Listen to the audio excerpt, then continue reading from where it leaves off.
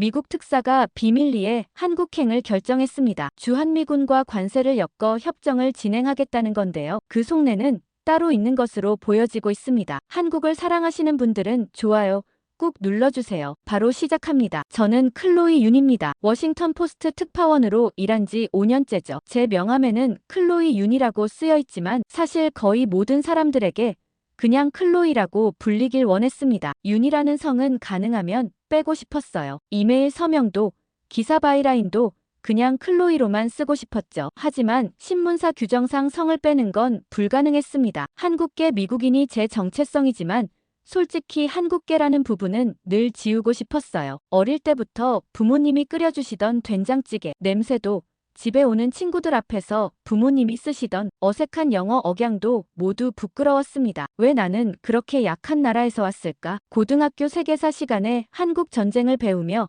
제가 속으로 되뇌던 말이었죠. 그런 영향인지 대학에서 저널리즘을 전공했고 졸업 후에는 군사전략 분야를 파고들었습니다. 아이러니하게도 제가 외면하던 한국과 관련된 주제였죠. 하지만 저에겐 그저 사례 연구일 뿐이었어요. 냉철한 분석가로서 유명했고 워싱턴 포스트에서 전략적 군사 주둔의 재고찰이라는 시리즈로 퓰리처상 후보에도 올랐죠. 특히 미군의 해외 주둔에 대한 비용 대비 효과를 따지는 글에서는 제 분석력이 빛을 발했어요. 이제는 주한미군 철수론을 뒷받침할 현장 취재를 맡게 되었습니다. 편집장은 제가 이 주제의 적임자라며 현장감 있는 글이 필요하다고 했어요. 사무실에서 나오는 길, 제 폰이 울렸습니다. 국방부 관계자라는 미들턴이었어요. 그는 조용한 목소리로 군 내부에서도 주한미군 재배치에 대한 논의가 한창이라고 했습니다. 이건 공식적으론 말할 수 없는 거였고 제 기사가 여론의 물꼬를 틀 수 있을 거라고 했죠. 물론 저는 이게 무슨 의미인지 알았습니다. 이미 결론은 정해져 있었어요. 왜 젊은 미국인들이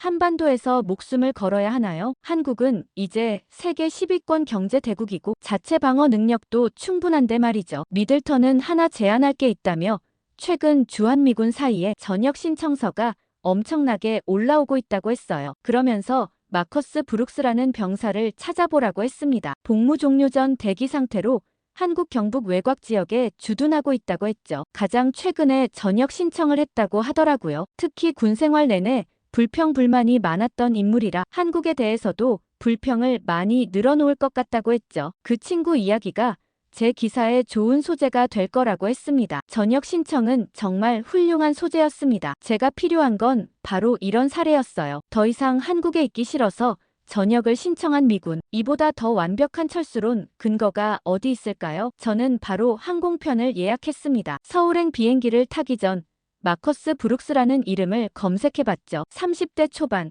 흑인 미군 상사. 특별한 정보는 없었습니다. 더 좋았어요. 백지 상태에서 제가 원하는 이야기를 그려낼 수 있으니까요. 14시간의 비행 동안 저는 논문처럼 꼼꼼하게 질문 목록을 작성했습니다. 한국 생활에서 가장 힘든 점이라든지 문화적 차이로 인한 스트레스를 물어봐야겠다고 생각했죠. 그것 외에도 제가 준비한 질문들은 모두 부정적인 답변을 끌어내기 위한 질문들이었죠. 인천에 도착해 김포행 국내선으로 갈아타고 다시 경북행 열차를 탔습니다. 창밖으로 스쳐 지나가는 한국의 풍경이 낯설지 않게 느껴졌어요. 부모님이 보여주셨던 한국 사진들과 비슷했죠. 하지만 저는 그런 감상에 빠지지 않으려 했습니다. 이건 감성적인 여행이 아니라 전문적인 취재였으니까요. 열차 좌석에 앉아 질문지를 다시 훑어보았습니다. 마커스의 전역 사유를 통해 어떻게 철수론을 강화할 수 있을지 구상했어요. 그의 불만과 고충을 끌어내 여론을 움직일 근거로 삼을 생각이었죠. 그렇게 경북의 작은 역에 도착했습니다. 생각보다 한적했어요. 번화가라고 해봐야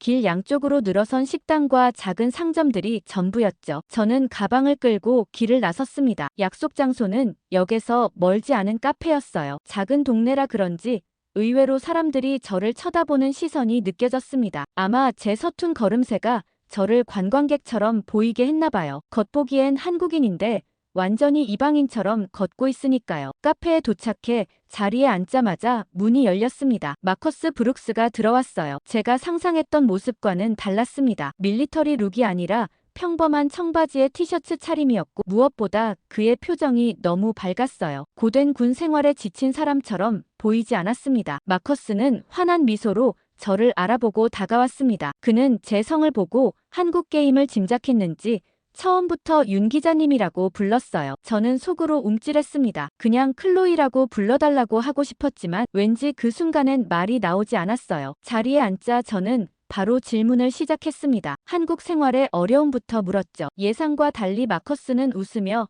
그런 건 없다고 했어요. 오히려 한국 생활이 즐겁다고 했습니다. 제 질문지가 쓸모 없어지는 순간이었죠. 그럼 왜 전역을 신청했냐고 물었습니다. 마커스의 대답은 충격적이었어요. 그는 미국으로 돌아가려는 게 아니라 오히려 한국에 남기 위해 전역을 신청했다고 했습니다. 군인 신분으로는 주둔 기간이 정해져 있으니 민간인이 되어 이곳에 정착하고 싶다는 거였어요. 저는 당황했습니다. 제 취재의 목적은 마커스를 통해 철수론을 뒷받침하는 것이었는데 그의 이야기는 완전히 반대 방향으로 흘러가고 있었어요. 메모장을 덮고 잠시 생각을 정리했습니다. 그래도 전문 기자니까 상황을 바로 잡아야 했죠. 다시 질문을 이어갔습니다. 한국에 남으려는 이유가 뭐냐고 물었어요. 마커스는 자세한 이야기를 직접 보여주겠다며 저를 어딘가로 데려가자고 했습니다. 그는 제 의아한 표정을 보며 웃으며 말했어요. 직접 와서 보면 이해될 거라고요. 호텔에 짐을 두고 마커스의 차를 타고 이동했습니다. 마커스는 운전하면서 자신의 이야기를 들려줬어요. 그는 미국에서 힘든 시간을 보냈다고 했습니다. 상세한 얘기는 나중에 하겠다며 지금은 자신이 한국에서 발견한 것들을 보여주고 싶다고 했어요. 그렇게 우리는 작은 마을에 도착했습니다. 옛날 방식으로 지은 기와집들과 현대식 건물이 섞여 있는 풍경이었어요. 마커스는 마을 중앙에 있는 복지회관으로 저를 안내했습니다. 들어가기 전 그는 잠시 멈춰서서 물었어요. 한국말을 할 줄 아냐고요. 저는 머뭇거리다 고개를 저었습니다. 부모님께서 가르치려 하셨지만 저는 늘 거부했거든요. 한국어를 배우는 건 제 미국인 정체성을 희석시키는 일처럼 느껴졌어요. 영어만 써도 세상을 살아가는데 부족함이 없었고 굳이 한국어를 배울 이유가 없었죠. 마커스는 의외라는 듯 저를 바라봤습니다. 그는 오히려 제게 간단한 한국어 인사를 가르쳐 주려 했어요. 저는 초조해하며 그만하자고 했습니다. 취재의 주제로 돌아가고 싶었거든요. 마커스는 고개를 끄덕이더니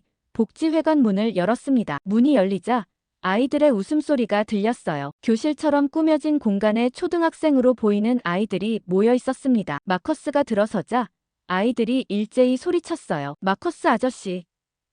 그들은 미군이 아니라 그냥 마커스 아저씨를 반기고 있었습니다. 저는 문간에 서서 그 광경을 지켜봤습니다. 마커스는 아이들에게 둘러싸여 각각의 이름을 부르며 인사했어요. 그는 군인이 아닌 듯 했습니다. 그저 아이들의 영어 선생님 같았어요. 그는 저를 보며 활짝 웃었습니다. 이제 제가 원하던 취재가 아닌 전혀 다른 이야기가 시작되고 있었습니다. 복지회관 안으로 들어섰습니다. 10명 정도의 아이들이 책상에 둘러앉아 있었어요. 벽에는 알파벳 포스터와 아이들이 그린 그림들이 붙어 있었죠. 마커스는 자연스럽게 교실 앞으로 걸어가 아이들에게 저를 소개했습니다. 미국에서 온 기자라고요. 아이들은 호기심 어린 눈으로 저를 바라봤어요. 한 아이가 손을 들고 질문했습니다. 이름이 뭐냐고요? 저는 클로이예요라고 대답했어요. 그러자 마커스가 제 성을 덧붙였습니다. 클로이 윤이라고 해. 아이들은 제 성을 듣자 반가워하며 몇몇은 자신도 윤 씨라고 손을 들었어요. 그 순간 이상한 감정이 밀려왔습니다. 이곳에서는 제가 숨기고 싶었던 윤이라는 성이 오히려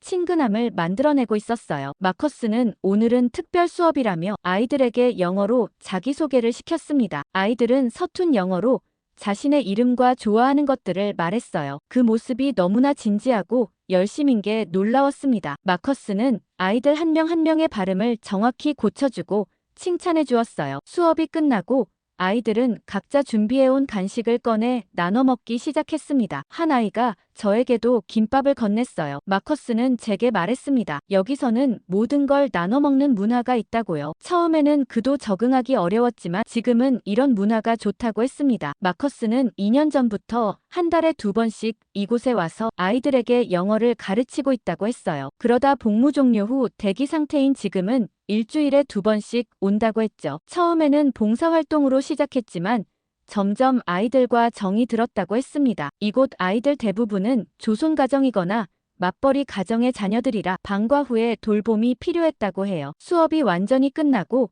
아이들이 하나둘 집으로 돌아갔습니다. 나이가 제일 많아 보이는 소녀는 마커스에게 더 자주 올 거냐고 물었고 마커스는 웃으며 당연하다고 대답했습니다. 그 모습에서 진심이 느껴졌어요. 이건 단순한 봉사가 아니라 그의 삶의 일부였습니다. 복지회관을 나와 마을 산책로를 걸었습니다. 마커스는 이곳에서 처음으로 자신이 마커스라는 이름으로 불렸다고 했어요. 미국에서는 군번으로, 기지에서는 계급으로 불렸지만 이 마을에서는 그냥 마커스 아저씨였다고 했습니다. 그게 얼마나 특별한 경험이었는지 말했어요. 해가 서서히 기울며 마을을 따스한 빛으로 물들였습니다. 산책로 옆으로는 작은 개울이 흐르고 있었어요. 마커스는 이 풍경에 이끌려 이곳에 오게 되었다고 말했어요. 처음엔 MOU 업무로 이 동네에 왔다가 보게 된 아이들과 이 마을이 자신을 치유했다고 했습니다. 말은 더 하지 않았지만 그의 표정에서 깊은 의미가 느껴졌어요. 우리는 마을 끝에 있는 작은 카페로 향했습니다. 현대적인 건물이었지만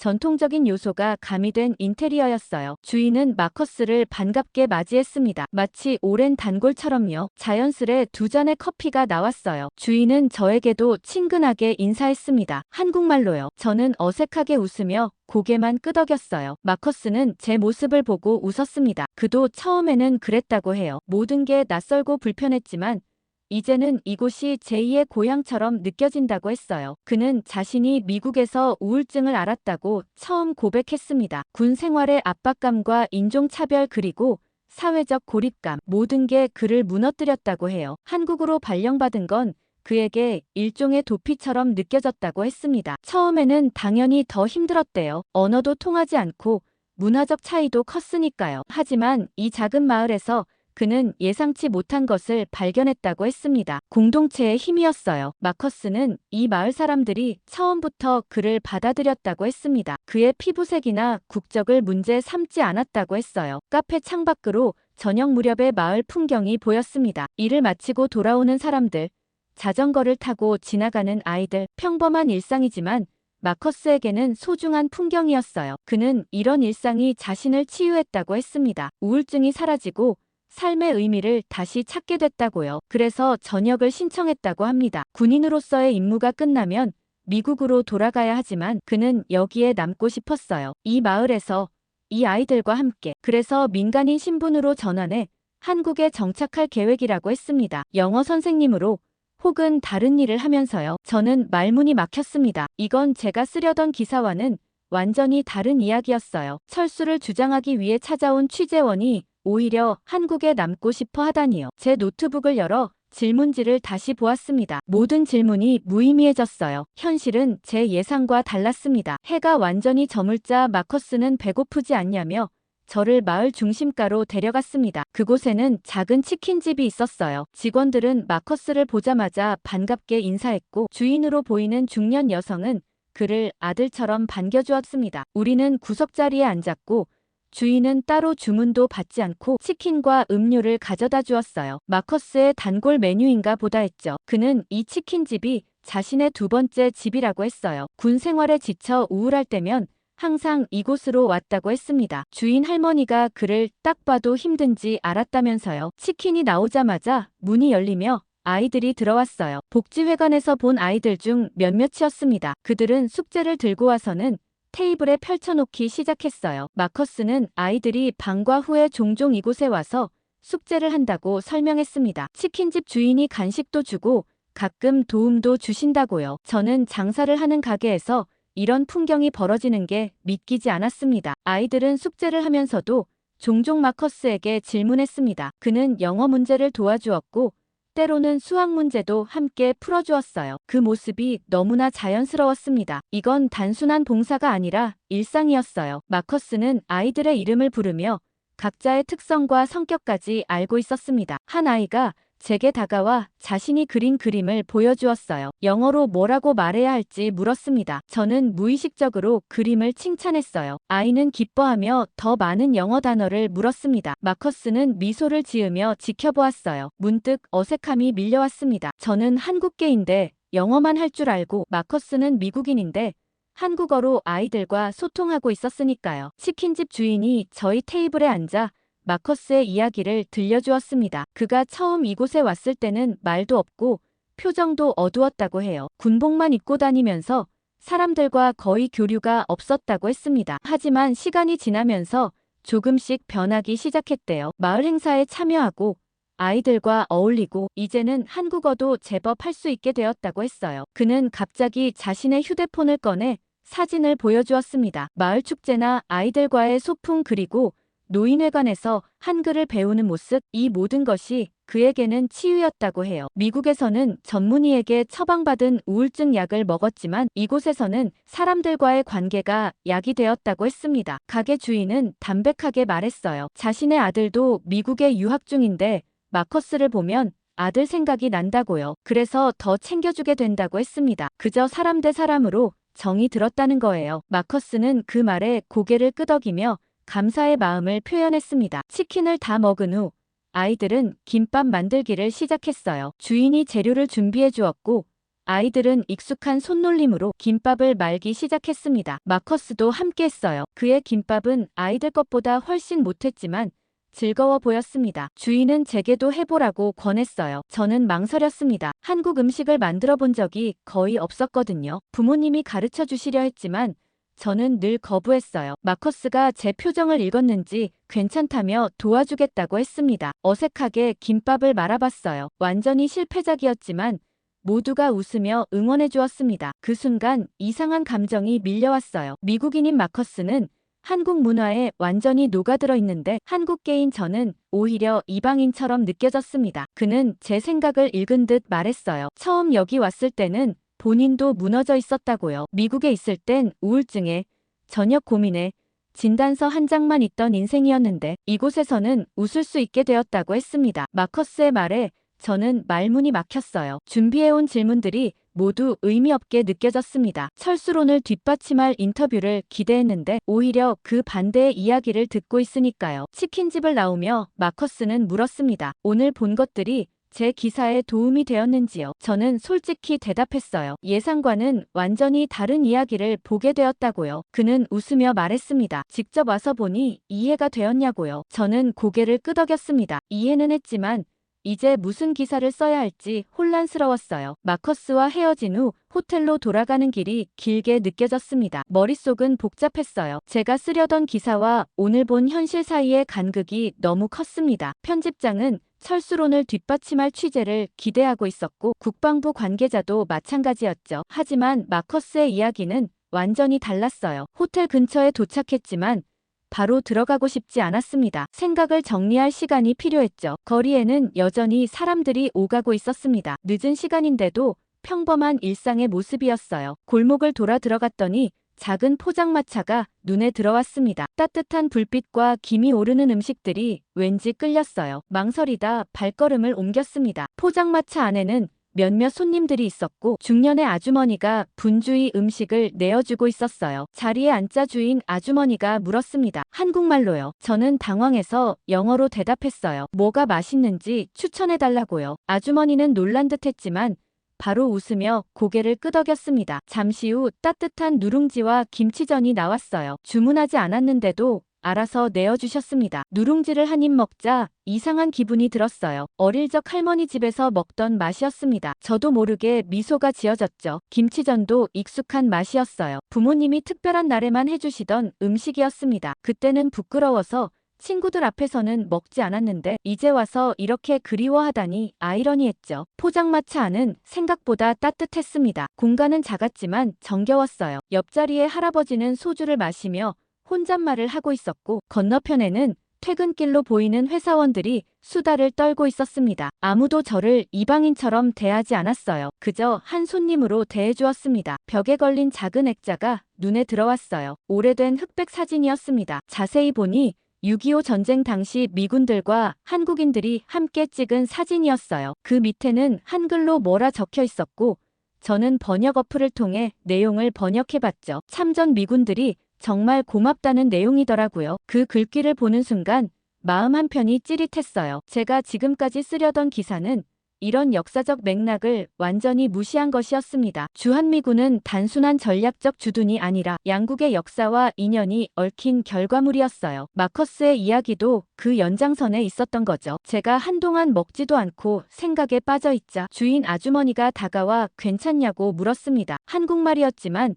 그 온기는 충분히 전해졌어요. 저는 고개를 끄덕이며 웃어 보였습니다. 아주머니는 제가 외국인인 줄 알고 손짓으로 더 먹으라는 의미를 전했고 저는 감사합니다라고 말했습니다. 어색한 발음이었지만 처음으로 한국어로 대화를 시도한 순간이었죠. 식사를 마치고 계산하려 하자 아주머니는 괜찮다며 손을 저었습니다. 길게 얘기를 했는데 서비스라는 말을 여러 번 하셨죠. 제가 별로 먹지 않아서인지 하도 돈을 거절하시길래 당황했지만 고맙다고 인사하고는 자리를 떴어요. 이런 따뜻함이 마커스가 말한 치유의 일부였을까요? 주인이 묻지도 않고 음식을 내어주고 낯선 이에게도 정을 베푸는 문화. 포장마차를 나와 호텔로 향하는 길.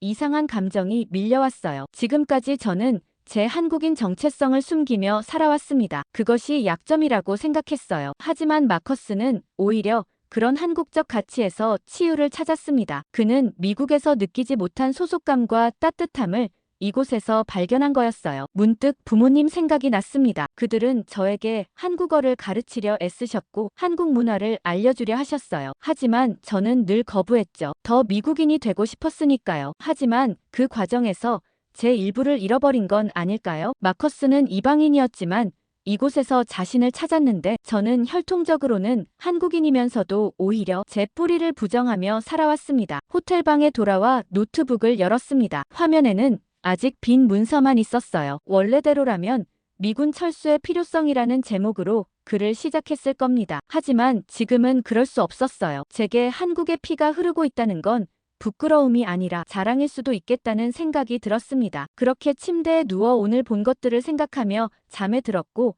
다음 날 아침 일찍 일어났습니다. 창밖으로 보이는 풍경이 어제와는 다르게 느껴졌어요. 같은 거리, 같은 건물들인데 제 시선이 달라진 것 같았습니다. 아침을 먹고 마커스에게 전화를 걸었어요. 다시 만나고 싶다고 했습니다. 좀 더 깊은 이야기를 나누고 싶었거든요. 그는 흔쾌히 동의했어요. 약속 장소는 마을 외곽의 작은 공원이었습니다. 아침 산책을 하는 노인들과 등교 전 아이들이 지나다니는 평화로운 곳이었어요. 마커스는 벤치에 앉아 저를 기다리고 있었습니다. 어제보다 더 편안해 보였어요. 가벼운 운동복 차림이었고 손에는 한국어 책을 들고 있었습니다. 인사를 나누고 함께 걷기 시작했어요. 처음에는 잠시 침묵이 흘렀습니다. 무슨 말부터 해야 할지 망설여졌거든요. 결국 제가 먼저 입을 열었습니다. 왜 전역하려 했는지 이제 알겠다고 했어요. 미국으로 돌아가기 위해서가 아니었던 거죠. 마커스는 웃으며 고개를 끄덕였습니다. 처음 한국에 왔을 때는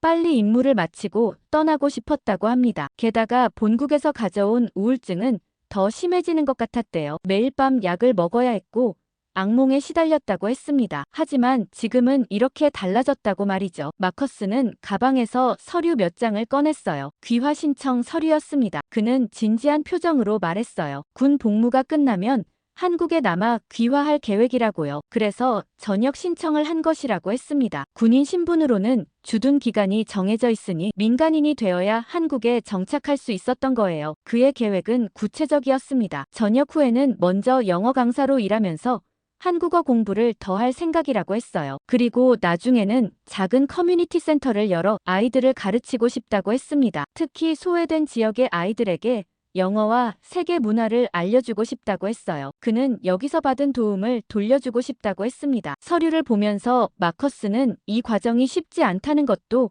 알고 있다고 했어요. 언어 시험과 문화 적응 평가 그리고 신원 조회 등 거쳐야 할 단계가 많았습니다. 하지만 그는 준비가 되어 있었어요. 이미 1년 넘게 한국어를 공부해왔고 한국 역사와 문화에 대해서도 꾸준히 배우고 있었다고 했습니다. 마커스의 휴대폰 알람이 울렸습니다. 한국어 수업 시간이었어요. 그는 주 2회 마을 노인회관에서 어르신들에게 한국어를 배우고 있었습니다. 수업을 같이 들어보지 않겠냐고 제안했어요. 저는 망설였지만 호기심이 더 컸습니다. 그래서 그를 따라 노인회관으로 향했어요. 회관 안은 생각보다 현대적이었습니다. 깔끔한 교실에 60대쯤 되어 보이는 할머니가 기다리고 계셨어요. 옛날엔 영어 선생님 출신이었다고 하시더라고요. 마커스를 반갑게 맞이하시더니 저를 보고 놀라시는 듯 했습니다. 마커스는 저를 미국에서 온 기자라고 소개했습니다. 할머니는 제 외모를 보시고는 한국계냐고 물으셨어요. 마커스가 대신 대답해 주었습니다. 할머니는 반갑게 손을 잡아주셨어요. 수업은 간단한 한국어 문법과 일상 회화였습니다. 마커스는 진지하게 노트에 필기하며 배우고 있었어요. 그의 한국어 실력이 놀라웠습니다. 비록 억양은 어색했지만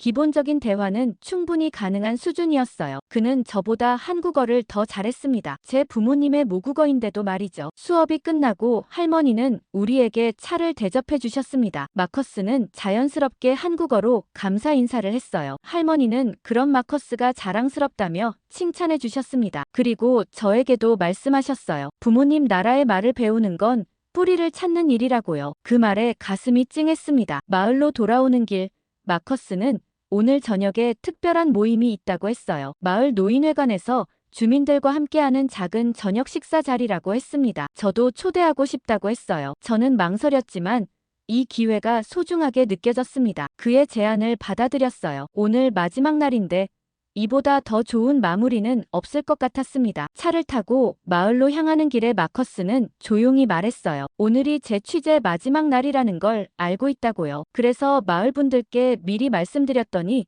작별 인사를 하고 싶다고 하셨다고 합니다. 그 말에 가슴이 따뜻해졌습니다. 겨우 하루 만난 사이인데도 이렇게 환대해 주다니요. 노인회관에 도착하자 예상보다 많은 사람들이 모여 있었습니다. 아침에 배웠던 한국어 선생님 할머니와 치킨집 주인, 또 복지회관 아이들 그리고 마을 어르신들까지 모두가 반갑게 맞아주셨어요. 테이블에는 이미 정성스럽게 준비된 음식들이 가득했습니다. 자리에 앉자 마커스 옆에 한 청년이 다가왔어요. 그는 자신을 지훈이라고 소개했습니다. 마커스의 한국어 스터디 파트너이자 이 마을 출신 대학생이라고 했어요. 지훈은 유창한 영어로 저와 대화를 시작했습니다. 워싱턴 포스트 기자라는 사실에 놀라며 미국 생활에 대한 여러 질문을 했어요. 식사가 시작되었습니다. 한 어르신이 먼저 간단한 인사말을 하셨어요. 손님을 환영한다는 내용이었습니다. 마커스는 옆에서 조용히 통역해 주었어요. 음식은 모두 직접 만드신 것들이라고 했습니다. 제철 나물, 된장찌개,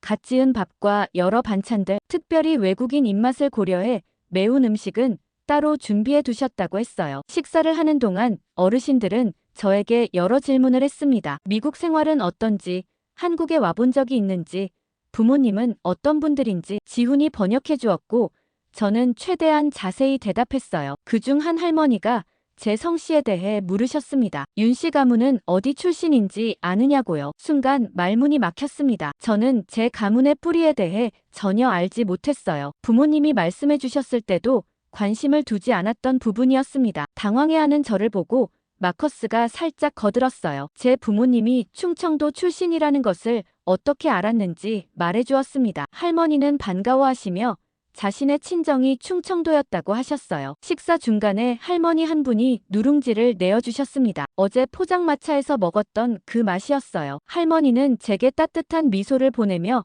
누룽지를 건네셨습니다. 지훈이 전해주기를 할머니께서 미국에 계신 손자가 생각난다고 하셨대요. 그 아이도 한국 음식을 좋아했다고 합니다. 저도 모르게 감정이 북받쳐 올랐습니다. 어제까지만 해도 부정하고 싶었던 제 뿌리 한국인으로서의 정체성이 이제는 부끄럽지 않게 느껴지기 시작했어요. 오히려 이렇게 따뜻한 사람들의 후손이라는 사실이 자랑스럽게 여겨졌습니다. 식사가 끝나갈 무렵 한 어르신이 말씀하셨어요. 지훈이 통역해 주었습니다. 마커스가 이 마을에 온 것은 큰 행운이라고 하셨습니다. 미군이라는 신분을 넘어 인간 대 인간으로 정을 나누었고 그것이 서로에게 위로가 되었다고요. 그리고 저에게도 한 말씀 하셨습니다. 기자라는 직업을 통해 진실을 전해달라고요. 그 말씀에 고개를 끄덕였습니다. 처음 이곳에 왔을 때의 목적과 지금의 마음은 완전히 달랐어요. 이제는 마커스의 이야기를 있는 그대로 전하고 싶었습니다. 한국에 남아 새 삶을 시작하고 싶어하는 그의 진심을, 그가 이곳에서 찾은 치유와 소속감을 말이죠. 파티는 밤늦게까지 이어졌습니다. 누군가는 노래를 부르고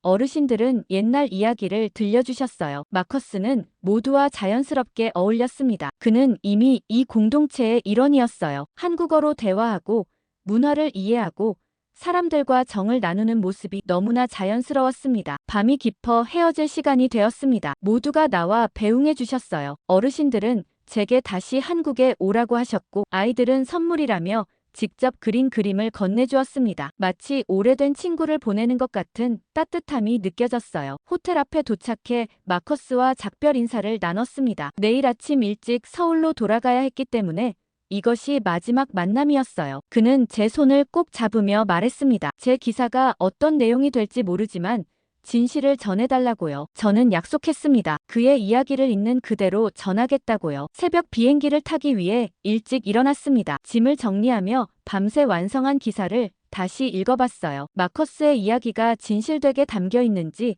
확인하고 싶었습니다. 공항으로 가는 택시 안에서 편집장에게 전화를 걸었어요. 기사를 완성했다고 했습니다. 편집장은 흥분한 목소리로 내용을 물었어요. 제가 주한미군 철수론을 뒷받침할 강력한 사례를 찾았길 바라고 있었죠. 하지만 저는 솔직하게 말했습니다. 마커스의 이야기는 전혀 다른 방향이었다고요. 그는 철수가 아니라 한국에 남기 위해 전역을 신청했다고 설명했어요. 편집장의 목소리가 차갑게 변했습니다. 우리가 원하는 기사는 그게 아니었다고, 독자들이 기대하는 것도 다르다고 했어요. 저는 침착하게 대답했습니다. 이건 정치가 아니라 사람의 이야기라고요. 진실을 전하는 것이 저널리스트의 의무라고 말했습니다. 잠시 침묵이 흐른 후 편집장은 한숨을 쉬며 기사를 보내보라고 했어요. 검토 후 결정하겠다고 했습니다. 통화를 끝내고 기사를 전송했어요. 공항에 도착해 체크인을 마치고 대기실에 앉았습니다. 노트북을 켜니 편집장에게서 메일이 와 있었어요. 이대로라면 기사를 낼 수 없다고 했어요. 하지만 저는 무조건 이대로 내보내달라고 강력하게 요청했죠. 그러자 편집장은 이후의 문제는 책임질 수 없다고 얘기하며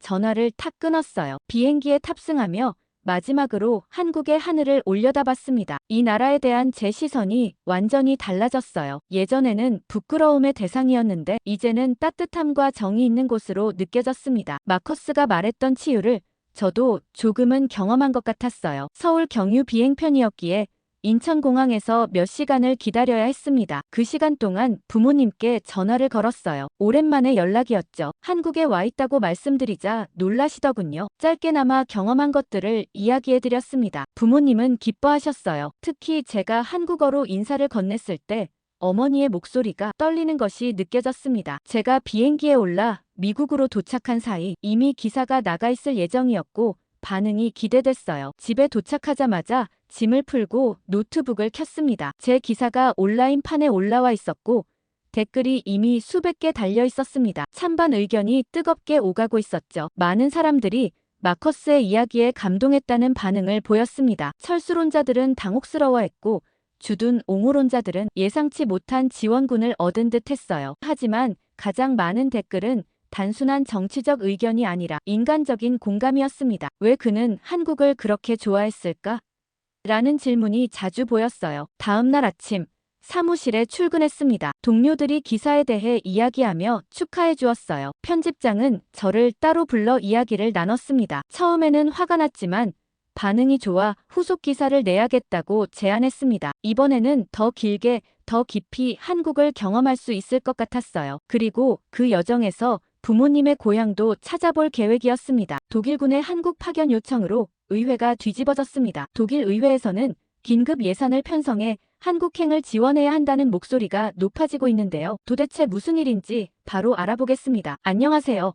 저는 독일군 소속 나토 장교입니다. 지금은 한국에서 이 글을 쓰고 있지만 처음엔 절대 한국에 오고 싶지 않았어요. 브뤼셀 나토 본부에서 그 파견 명령을 받았을 때의 분노는 지금도 생생합니다. 독일군 최정예 장교로 자부심이 대단했던 제가 한국이라니요. 그날 사무실로 돌아와 책상을 주먹으로 내리쳤던 기억이 납니다. 상관에게 항의했죠. 한국은 배울 것이 없는 나라이며 그곳에 파견될 이유가 없다고 전했습니다. 목소리가 떨렸어요. 사실 이건 단순한 파견 거부가 아니었습니다. 제 가슴 깊은 곳에 자리 잡은 상처, 그리고 증오 때문이었죠. 아버지는 1996년 한국에서 나토 협력 작전 중 전사하셨어요. 어머니의 말씀에 따르면 한국은 아버지를 이용하고 버렸습니다. 어린 시절부터 들어온 이 이야기는 제 정체성의 일부가 되었어요. 저는 한국을 미워했고 그 감정은 시간이 지날수록 더 강해졌죠. 상관은 평정심을 유지하며 저를 바라봤습니다. 명령 거부 시 강제 전역될 수도 있다는 것을 알고 있는지 물었습니다. 그 말에 저는 핏기가 가시는 것을 느꼈어요. 군 경력은 제 모든 것이었으니까요. 외할아버지와 아버지에 이어 저까지 3대째 이어온 가문의 자존심이었습니다. 집으로 돌아와 거실 벽에 걸린 아버지의 사진을 올려다봤습니다. 군복 차림의 단정한 모습 그리고 당당한 눈빛, 아버지께 그곳에 가기 싫다고 말했습니다. 마치 대답을 기다리듯 침묵이 흘렀죠. 창밖에서는 베를린의 가을비가 내리고 있었어요. 하지만 군인이라 결국 지시에 따를 수밖에 없었습니다. 출국 전날 밤 어머니가 전화해서 물으셨어요. 정말 괜찮은지 걱정하는 목소리였습니다. 어머니의 목소리에는 여전히 27년 전의 상처가 배어 있었죠. 괜찮으니 걱정하지 말라고 대답했습니다. 거짓말이었죠. 전혀 괜찮지 않았으니까요. 짐을 싸면서 다짐했습니다. 한국이 얼마나 형편없는지 확인하고 나토 보고서에 상세히 적어줄 거라고요. 그들의 군사 시스템과 작전 능력 그리고 전술적 한계를 낱낱이 밝혀낼 것이라 다짐했죠. 공항으로 향하는 택시 안에서 저는 차가운 미소를 지었습니다. 이것은 단순한 파견이 아니라 아버지에 대한 복수가 될 것이라고 생각했으니까요. 베를린에서 인천까지의 비행은 길고 지루했습니다. 옆자리 승객이 친근하게 말을 걸었지만 저는 건조하게 대화를 끊어버렸어요. 창밖을 바라보며 생각했습니다. 한국이 제게 아버지를 빼앗아갔으니 절대 용서하지 않을 것이라고 다짐했습니다. 비행기가 인천에 착륙하기 전 창문 너머로 보이는 서해의 푸른 빛이 눈에 들어왔습니다. 아름다웠지만 곧 마음을 다잡았죠. 감상에 빠질 시간이 없었으니까요. 저는 차가운 분석가로서 이곳에 온 겁니다. 감정을 배제하고 냉정하게 모든 것을 관찰할 준비가 되어 있었어요. 긴 비행 후 저는 인천국제공항에 발을 내디뎠습니다. 3개월간의 파견 임무, 저에게는 그저 견뎌내야 할 시간이었을 뿐이죠. 그때만 해도 이 파견이 제 인생을 완전히 바꿔놓을 거라고는 상상조차 못했습니다. 제가 알고 있던 모든 것들이 송두리째 흔들리게 될 것이라는 걸요. 인천국제공항을 빠져나오는 순간 저는 숨이 막힐 듯한 압도감을 느끼고는 깜짝 놀랐어요. 이건 제가 예상했던 한국이 아니었어요. 깔끔하게 정리된 동선, 미래지향적인 건축물, 그리고 무엇보다 모든 것이 물 흐르듯 자연스럽게 움직이는 효율성이 저를 당혹스럽게 만들었죠. 무엇보다 입국 심사가 놀라울 정도로 빨랐습니다. 독일에서라면 최소 40분은 기다려야 할 절차가 단 5분 만에 끝났어요. 이게 가능한 일인가 하는 의아함을 감출 수 없었습니다. 그리고 공항에서 서울 도심까지 연결된 철도, 정확히 정시에 출발하고 목적지에 도착하는 열차를 보며 처음으로 불안함이 밀려왔죠. 이 나라 사람들은 무슨 로봇처럼 움직이는 것 같다고 중얼거렸습니다. 창밖으로 흐르는 풍경을 바라보며 제 안에 의문이 피어났어요. 베를린의 여유로운 리듬에 익숙한 저에게 서울의 속도감은 마치 다른 행성에 온 것 같은 기분이었습니다. 기차가 서울역에 도착했을 때 수많은 사람들이 물결처럼 움직이는 모습에 다시 한번 놀랐어요. 호텔 체크인 역시 마찬가지였죠. 준비된 서류와 신속한 처리 과정, 독일에서라면 최소 3명의 직원이 관여할 일을 단 1명이 처리했습니다. 효율적이었죠. 너무나도 효율적이어서 오히려 불편한 느낌이 들었어요. 그날 밤 저는 호텔 주변을 둘러봤어요. 그런데 밤 10시가 넘은 시간임에도 거리는 여전히 활기찼습니다. 식당들은 손님으로 가득 차 있었고 편의점은 24시간 불을 밝히고 있었죠. 베를린에서라면 이 시간에 대부분의 가게는 문을 닫거든요. 하지만 여기 서울에서는 밤이 또 다른 낮처럼 느껴질 정도로 활기차더라고요. 이렇게 효율성만 추구하는 사회는 반드시 부작용이 있을 거라고 자신감 있게 중얼거렸습니다. 이런 속도는 유지될 수 없다고 생각했죠. 어딘가에 균열이 있을 것이고 제가 그것을 찾아낼 것이라 확신했습니다. 다음 날 아침, 주한미군 기지로 향하는 차 안에서 창밖을 바라봤어요. 서울의 아침은 더욱 바쁘게 움직였습니다. 출근하는 사람들, 등교하는 학생들 모두가 목적지를 향해 빠르게 움직이고 있었죠. 베를린의 여유로운 아침과는 너무나 달랐어요. 하지만 차가 신호등에 멈추었을 때 옆 차선에서 한 택시기사가 승객과 대화하는 모습이 눈에 들어왔습니다. 웃음 띤 얼굴로 열심히 이야기하고 있었어요. 예상 외였죠. 서로 모르는 사람일 텐데 저렇게 다정하게 얘기를 할 수 있다는 게 이상하게 느껴지더라고요. 도대체 한국 사람들은 알 수가 없다는 생각을 하며 기지로 향했습니다. 기지에 도착하자 미군 장교가 저를 맞이했어요. 조나단 대위는 친절하게 웃으며 악수를 청했습니다. 한국에 온 것을 환영한다며 첫인상이 어떤지 물었습니다. 저는 솔직하게 대답했죠. 너무 빠르다고.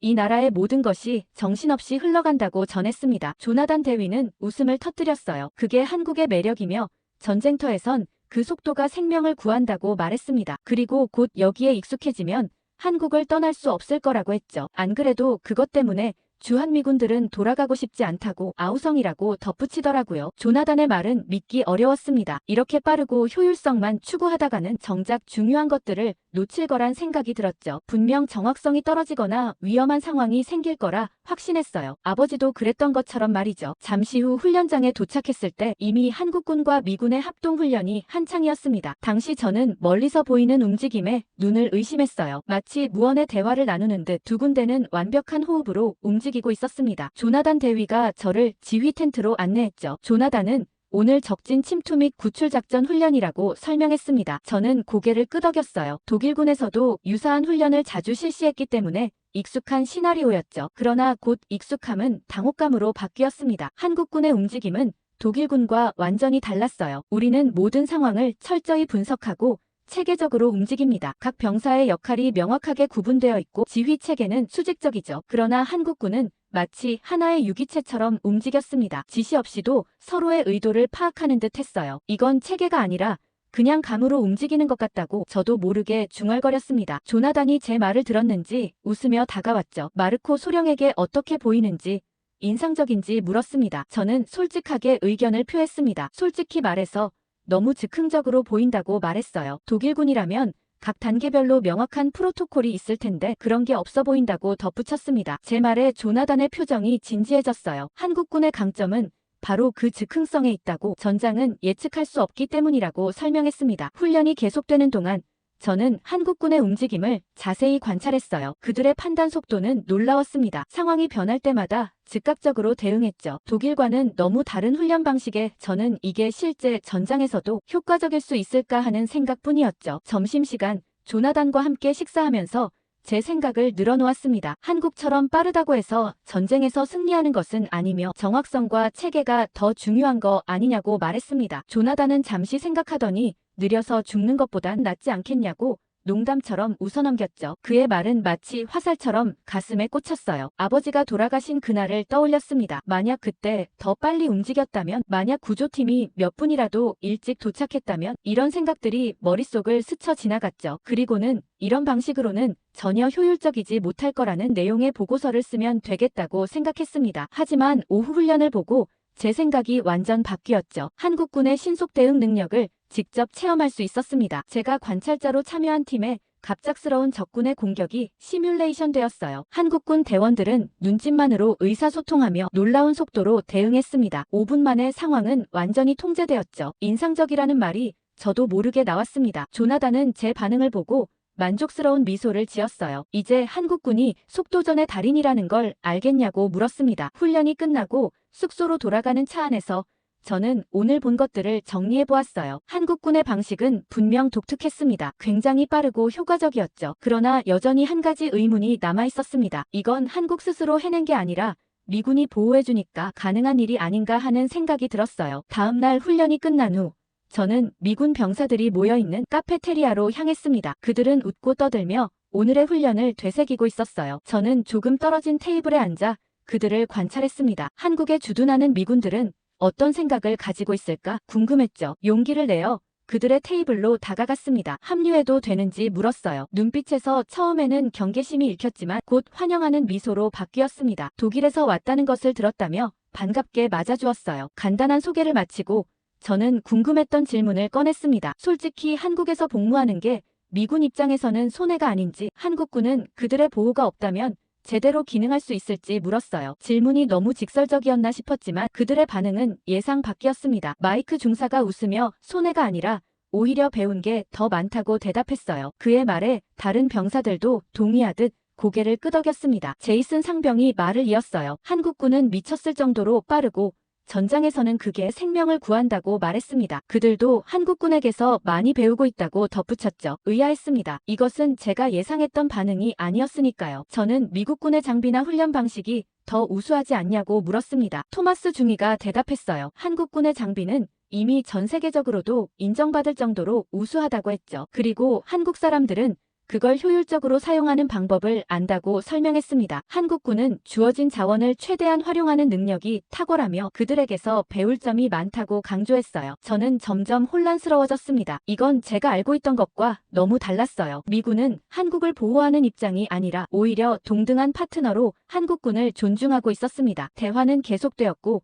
미군들은 한국군과 함께 훈련하면서 얻은 경험들을 열정적으로 나눴습니다. 그들의 이야기 속에서 한국군은 단순한 보호 대상이 아닌 존경받는 동맹군이었어요. 조나단 대위가 합류했을 때 논의는 더욱 깊어졌습니다. 미군이 한국에서 배우는 것이 나토보다 더 실전적이라고 말했어요. 한국은 언제든 전쟁이 일어날 수 있는 곳이니까 그런 환경에서의 훈련은 다르다고 설명했습니다. 저는 그의 말을 곰곰이 생각해 보았어요. 그렇게 생각해 보면 그 말이 일리가 있더라고요. 한국은 여전히 남북으로 분단된 상태에서 긴장이 계속되는 곳이었죠. 그런 상황에서 훈련하는 군대는 분명 다른 시각을 가질 수밖에 없었어요. 저는 한국군이 실제 전투에서도 효과적일 것이라 생각하는지 물었습니다. 그러자 마이크 중사가 단호하게 대답했어요. 의심의 여지가 없다고.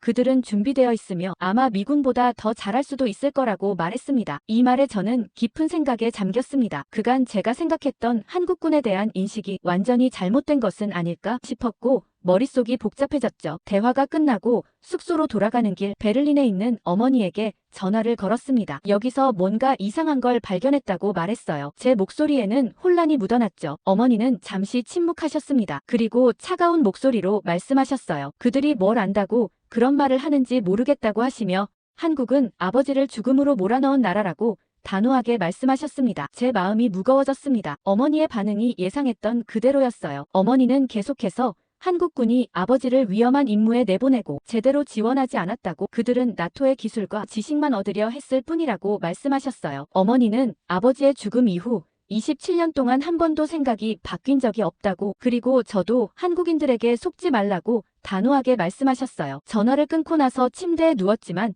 잠을 이룰 수 없었습니다. 어머니의 말씀과 제가 직접 본 미국군의 모습 사이의 괴리가 너무 컸어요. 아버지는 한국군 때문에 돌아가셨는데 왜 미군들은 그렇게 다른 이야기를 하는 걸까요? 답답한 마음에 밤새 뒤척일 수밖에 없었습니다. 다음 날 아침, 저는 조나단 대위의 제안으로 한국군의 실제 작전, 기동과 신속 배치 시스템을 조사하게 되었습니다. 기대 이상의 광경이 저를 기다리고 있었어요. 한국군 병력이 불과 30분 만에 완전 전투 태세를 갖추는 모습은 놀라웠습니다. 나토 기준으로는 최소 2시간이 필요한 과정이었죠. 저는 한국군 김준호 대령에게 이것이 가능한 일인지 물었습니다. 그는 담담하게 답했어요. 긴장 상태에 있는 국가니까 이 정도는 당연한 거라고 하더라고요. 저는 점점 이 나라의 군사 시스템에 매료되기 시작했습니다. 이곳은 모든 것이 완벽하게 맞물려 돌아가고 있었어요. 마치 하나의 거대한 생체 조직과도 같았습니다. 훈련장으로 돌아오는 길에 조나단 대위와 대화를 나눴습니다. 조나단은 이곳 사람들은 훈련뿐 아니라 일상생활에서도 모든 것을 빠르고 완벽하게 한다고 말했어요. 아주 어렸을 적부터 몸에 배어있는 것 같다고 말했죠. 그의 말은 저에게 깊은 생각거리를 던져주었어요. 독일은 냉전 이후 상대적으로 안전한 환경에서 군사훈련을 해왔습니다. 하지만 한국은 달랐죠. 그들에게 전쟁은 항상 현실적인 위협이었어요. 저녁 식사 시간 한국 장교들과 함께하면서 더 많은 이야기를 들을 수 있었습니다. 그들의 훈련 방식 비상 대응 체계 그리고 무엇보다 속도에 중점을 둔 철학이 인상적이었어요. 박소령이라는 젊은 장교가 말했습니다. 그들은 항상 최악의 상황을 가정하고 준비하기 때문에 빠르게 움직이는 것이 중요하다고 설명했어요. 그의 말에서 저는 독일군과 한국군의 근본적인 차이점을 발견했어요. 우리는 모든 상황을 철저히 분석하고 대비하는 편이에요. 하지만 한국군은 상황이 발생했을 때 즉각적으로 대응하는데 초점을 맞추고 있었죠. 숙소로 돌아와 노트북을 열고 오늘 본 것들을 기록했습니다. 저는 나토에 보고할 내용을 정리하고 있었지만 처음 생각했던 것과는 완전히 다른 내용이 되어가고 있었어요. 한국군에 대한 부정적인 견해는 어디로 가고 점점 그들의 시스템에 감탄하는 내용으로 채워지고 있었죠. 다음 날 아침, 저는 김 대령의 안내로 한국군의 비상대피훈련을 참관했습니다. 서울 도심 한복판에서 진행된 이 훈련은 민간인들의 적극적인 참여가 인상적이었어요. 사이렌이 울리자 모든 시민들이 질서정연하게 대피소로 이동했습니다. 아이부터 노인까지 마치 오랫동안 연습해온 것처럼 움직였죠. 김 대령에게 시민들의 참여 정도가 놀랍다고 말했습니다. 그는 미소를 지으며 이것이 바로 생존의 문화라고 설명했어요. 전쟁의 기억이 아직 살아있는 나라에서는 이런 훈련이 생존 본능이 된다고 했습니다. 그렇게 한국에 온 지 한 달이 지났습니다. 이제 저는 한국군과 미군의 관계가 단순한 보호자와 피보호자의 관계가 아니라는 것을 분명히 알게 되었어요. 그들은 서로를 의지하는 진정한 파트너였습니다. 그러나 여전히 아버지의 죽음에 관한 의문은 제 마음속에 남아있었죠. 저는 용기를 내어 김준호 대령에게 부탁했습니다. 제 아버지에 관한 정보를 찾아줄 수 있는지 물었어요. 1996년 나토 협력 작전 중 전사하셨다고 설명했습니다. 김 대령의 표정이 진지해졌어요. 알아보겠다며 며칠만 시간을 달라고 했습니다. 그로부터 3일 후 김 대령으로부터 연락이 왔고 가슴이 조금 떨렸습니다. 아버지는 정말 혼자서 외롭게 죽은 걸까? 한국은 아버지를 이용하기만 한 걸까 궁금했어요. 저는 두려움을 안고 그의 사무실로 향했어요. 김 대령의 사무실은 단정하면서도 군인다운 느낌이 물씬 났습니다. 벽에는 훈장들과 부대 사진들이 걸려 있었고 창문을 통해 들어오는 오후의 햇살이 책상 위에 놓인 낡은 서류 폴더를 비추고 있었어요. 그 폴더는 마치 시간의 무게를 고스란히 담고 있는 듯 했습니다. 바래진 초록색 표지와 모서리가 다른 흔적이 오랜 세월을 말해주고 있었죠. 김 대령은 저를 보자 자리에서 일어나 정중하게 인사했습니다. 그의 얼굴에는 뭔가 복잡한 감정이 어려 있었어요. 그는 책상 앞 의자를 가리키며 앉으라고 했습니다. 저는 긴장된 마음으로 자리에 앉았죠. 창밖에서는 군인들이 훈련하는 모습이 보였고 먼 하늘에는 구름 한 점 없이 맑았습니다. 김 대령은 자료를 찾아봤다며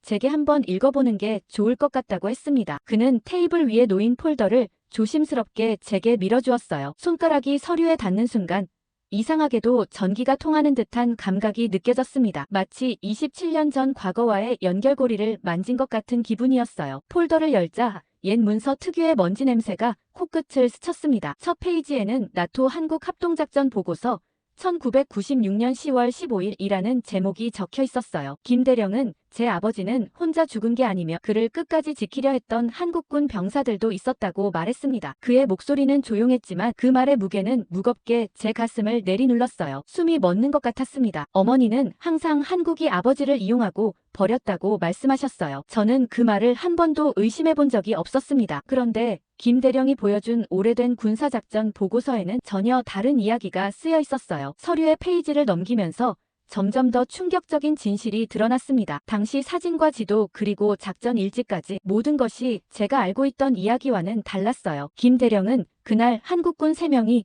제 아버지를 구하려다 전사했다는 사실을 낮은 목소리로 설명했습니다. 그들이 마지막 순간까지 제 아버지의 곁을 지켰다고 했어요. 그의 목소리에는 깊은 존경심이 담겨 있었습니다. 보고서에 따르면 아버지의 부대는 DMZ 근처에서 정찰 중 북한군의 기습 공격을 받았다고 합니다. 정확히는 휴전선에서 남쪽으로 약 2km 떨어진 지점이었어요. 그날 갑작스러운 안개가 지역을 뒤덮었고 그 틈을 타 북한 특수부대가 침투했다고 했습니다. 아버지는 첫 교전에서 중상을 입었고 통신이 두절된 상황에서 3명의 한국군 병사들이 그를 안전한 곳으로 데려가려 했다고 해요. 이상호 중사와 김태윤 병장 그리고 박민준 일병 그들은 무려 4시간 동안 적의 사격 속에서 아버지를 보호하며 의료 지원을 기다렸지만 결국 모두 다 함께 전사했다고 합니다. 당시 아버지를 두고 이동했다면 3사람은 모두 살 수 있었어요. 하지만 아버지를 지키기 위해 그들은 미련할 정도로 우직했죠. 보고서의 마지막 페이지에는 3 병사의 사진이 있었습니다. 젊고 의무감에 찬 얼굴들이었어요. 그들의 눈빛에서 결연함이 느껴졌습니다. 김 대령은 이들이 영웅이라고 제 아버지를 위해 자신의 목숨을 바친 사람들이라고 말했습니다. 그의 말에는 진심이 담겨 있었어요. 저는 이름들을 다시 한번 읽었습니다. 이제까지 한 번도 들어본 적 없는 낯선 이름들이었지만 갑자기 제 인생에서 가장 중요한 이름들처럼 느껴졌어요. 이들은 제 아버지를 구하기 위해 자신들의 젊은 목숨을 바쳤습니다. 그들의 가족은 어떤 생각으로 그 희생을 받아들였을지 오히려 아버지를 원망한 건 아닐까 하는 생각도 들었죠. 분명 그 중에는 저와 같은 나이의 자녀들이 있을지도 모른다는 생각도 들었죠. 저는 떨리는 목소리로 만약 이게 사실이라면 저는 왜 이런 이야기를 들어본 적이 없는 건지 물었습니다. 27년 동안 누구도 이 진실을 알려주지 않았다는 사실이 믿기지 않았어요. 김 대령은 깊은 한숨을 내쉬었습니다. 당신은 남북관계가 매우 민감한 시기였으며 이 사건이 공개되면 긴장이 고조될 우려가 있어 모든 세부 사항이 공개되지 않았다고 설명했어요. 또한 양국 정부 간의 정치적 고려도 있었을 거라고 덧붙였습니다. 제 눈에서 뜨거운 눈물이 흘러내렸습니다. 27년 동안 저는 한국을 미워했어요. 모든 잘못된 일의 원인으로 아버지를 빼앗아간 나라로 생각했죠. 그 증오가 제 정체성의 일부가 되었고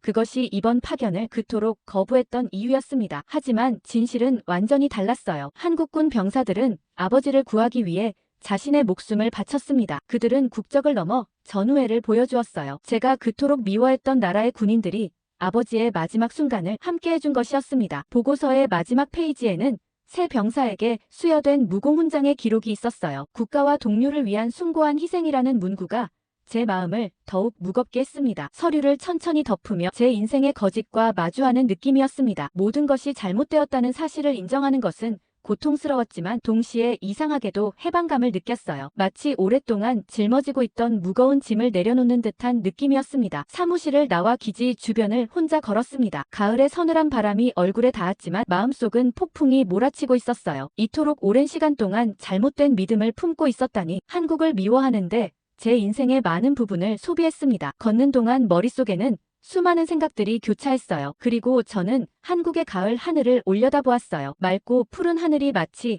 아버지의 눈빛처럼 느껴졌습니다. 아버지가 지금 저를 지켜보고 계신다면 뭐라고 말씀하실까 싶었고, 아마도 진실을 찾았구나라고 해주실 것 같았어요. 다시 김대령의 사무실로 돌아가 혹시 아버지를 지켜주신 병사들의 가족을 만날 수 있는지 물었습니다. 김대령은 옅은 미소를 지으며 한번 알아보겠다고 약속했어요. 숙소로 돌아와 창가에 앉았습니다. 서울의 불빛이 반짝이는 모습을 바라보며 생각했어요. 아버지가 이곳에서 무슨 일을 겪었는지 정말 몰랐다고, 한국군이 그를 구하기 위해 얼마나 노력했는지도 모르고 있었다고 마음속으로 이야기했습니다. 그날 밤 처음으로 진심 어린 기도를 했습니다. 아버지를 위해, 그리고 그를 구하려다 목숨을 잃은 한국군 병사들을 위해서요. 제 마음속에서 무언가가 변하기 시작했습니다. 며칠 후 김대령은 이상호 중사의 아들도 군인으로 일하고 있다며 이준우 대위를 소개해 주었습니다. 그는 아버지를 닮은 듯한 단정한 모습이었어요. 우리는 서로를 바라보며 잠시 말을 잇지 못했습니다. 어떤 말로도 표현할 수 없는 감정이 그 자리를 채웠죠. 당신의 아버지는 용감한 분이셨습니다. 제가 먼저 입을 열었어요. 목소리가 떨렸습니다. 이준우 대위는 고개를 끄덕였어요. 그도 제 아버지에 대해 들었다고 말했습니다. 아니, 우리 아버지들은 군인으로서의 의무를 다했으며 그것이 바로 그들이 남긴 유산이라고 덧붙였어요. 우리는 함께 국립현충원으로 향했습니다. 김대령도 동행했어요. 세 분의 묘지 앞에 서서 우리는 묵념을 올렸습니다. 가을바람이 부드럽게 불어오는 가운데 저는 마음속으로 감사의 말을 전했어요. 아버지의 마지막 순간을 함께 해준 이들에게, 그리고 그 진실을 알게 해준 모든 이들에게. 현충원을 나오면서 이준우 대위가 말했습니다. 우리가 이렇게 만난 것은 우연이 아니라 필연이라고 생각한다고요. 우리 아버지들이 만났던 것처럼 우리도 만났고 이제는 서로를 이해하게 되었다고 말했습니다. 그의 말에 깊이 공감했어요. 운명이라는 것이 있다면 이것이야말로 운명이 아닐까요? 27년 전 함께 싸웠던 두 병사의 아들들이 같은 땅에서 다시 만나 진실을 마주하고 서로를 이해하게 된 것, 아버지의 죽음에 관한 진실을 알게 된 후 저는 완전히 다른 시각으로 한국을 바라보기 시작했습니다. 더 이상 선입견을 가지고 보지 않았어요. 이제는 있는 그대로의 한국을 보려고 노력했죠. 다음 날 주한미군과 한국군의 실전 훈련을 참관할 기회가 있었습니다. 이전에도 여러 번 본 광경이었지만 이제는 다르게 느껴졌어요. 그 모습을 보며 문득 아버지가 떠올랐습니다. 아버지도 이런 훈련에 참여했을 것이고 한국군과 함께 땀을 흘렸을 거예요. 어쩌면 아버지는 이곳에서 진정한 전우회를 경험했는지도 모릅니다. 조나단 대위가 제 생각에 잠긴 모습을 보고 다가왔습니다. 생각이 많아 보인다고 말했어요. 저는 솔직하게 대답했습니다. 이 나라에 대해 완전히 잘못 알고 있었다는 걸 깨달았다고 말했어요. 그리고는 한국이 미래다라고 저도 모르게 중얼거렸어요. 조나단은 무슨 말이냐고 물었고 저는 나토에 제출할 보고서의 제목이라고 설명했습니다. 한국의 군사 시스템과 전략적 사고는 미래 전쟁에 대비하는 모델이 될 수 있다고 생각한다고 말했어요. 그날 밤 호텔방에서 나토 보고서의 초안을 작성했습니다. 제목은 단순 명료했어요. 한국, 나토가 배워야 할 미래 전략. 보고서에는 한국군의 신속 대응 체계와 민관 협력 시스템, 그리고 끊임없는 혁신 문화에 대한 내용이 담겼습니다. 그리고 미군처럼 한국에 방위비를 내서라도 나토군이 주둔할 필요가 있다고 주장했죠. 이 주장을 뒷받침하기 위해 저는 한국에서의 직접 경험과 데이터를 상세히 기록했습니다. 나토군의 한국 주둔은 단순한 군사적 협력을 넘어 미래 안보 패러다임의 혁신적 전환이 될 것이라고 강조했어요. 무엇보다 한국은 실전에 가장 가까운 훈련 환경을 제공하고 있죠. 여기서의 경험은 시뮬레이션이나 가상 훈련으로는 얻을 수 없는 실질적인 대비 능력을 키울 수 있다고 적었습니다. 이 보고서를 보내자마자 나토 본부에서 많은 논의를 불러일으켰습니다. 일부는 비용 문제를 우려했고 다른 일부는 아시아 지역으로의 확장이 나토의 원래 목적에서 벗어난다고 주장했죠. 하지만 제 보고서의 내용을 보고 점차 지지하는 목소리가 커졌고 마침내 시범적인 나토 한국 합동주둔 프로그램이 승인되었습니다. 그리고 저는 파견 임무를 마치고 돌아가느냐 한국에 남아 이 프로그램을 책임지느냐 선택지가 생겼어요. 한참 고민 끝에 저는 중대한 결정을 내렸습니다. 나토 본부의 책임자가 되어 근무 연장을 하겠다고 신청한 거죠. 브뤼셀에서는 제가 적임자라며 자세한 연구를 부탁한다며 근무 연장을 승인을 해주었어요. 그리고 어머니에게 전화로 소식을 전했습니다. 처음에는 걱정하셨지만 제 목소리에서 확신을 느끼셨는지 이내 지지해 주셨어요. 제가 행복하다면 어머니도 기쁘다고 말씀하셨습니다. 그리고 아버지의 죽음에 관한 진실도 말씀드렸습니다. 처음에는 믿기 어려워하셨지만 제가 보낸 보고서 사본을 받아보신 후 오랫동안 전화를 받지 않으셨어요. 나중에 다시 연락이 왔을 때 어머니의 목소리는 달라져 있었습니다. 모든 것을 잘못 알고 있었다며 제 아버지는 용감한 동료들과 함께였다고 말씀하셨어요. 마지막 맥주를 마시며 서울의 밤하늘을 올려다봤습니다. 별들이 유난히 밝게 빛나는 것 같았어요.